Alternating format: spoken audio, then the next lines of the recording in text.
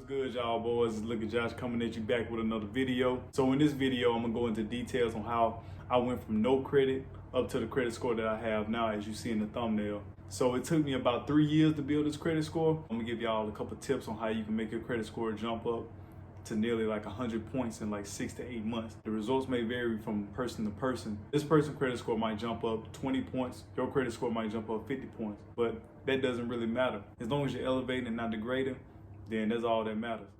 All right, so you see my credit score listed on the screen. Now I'm gonna tell you how to build your credit score up to this point, or at least close to it. So the first thing you have to do is that you have to get a job. You have to show the bank or the credit union that you have a form of income. After you show them that you have a form of income, that's when they'll check your credit score, whether you have no credit or average credit. That's when they'll check your credit score to see which cards that you can apply for, which cards you qualify for.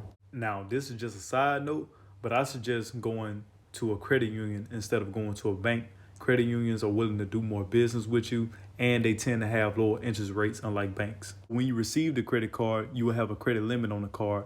For example, your credit limit might be $1,000, but what credit card companies won't tell you is that they don't want you to exceed a 30% balance on the credit card. So for example, if you have $1,000 limit, you don't want to exceed 30% of that limit. If you exceed 30% of the limit, your credit score may drop 20 to 30 points.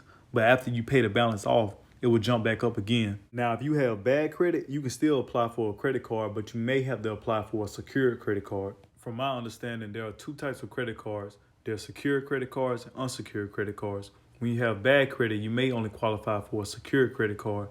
On a secured credit card, you have to make a cash deposit on the card that the bank or the credit union will use as collateral. They only use it as collateral just in case that you might miss a payment, because they're already taking a risk on you because your credit history shows that you are a high-risk user when it comes to credit.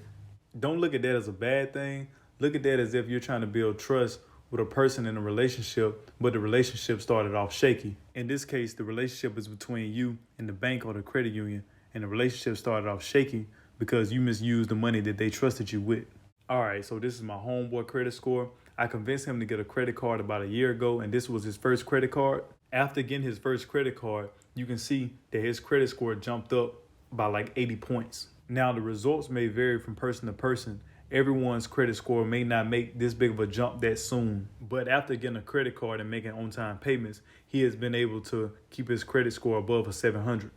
All right, so the last tip I'm gonna give you guys on how to build credit is by taking out a personal loan. Now, you can do one or two things with this personal loan. You can either try to flip the money, or you can put the money into your savings account. Because this is a personal loan, you will eventually have to pay that money back. So you can put the money into your savings account, and for the monthly payments, you can withdraw the money from your savings account to the personal loan amount, and you can continue to do that for 6 to 8 months.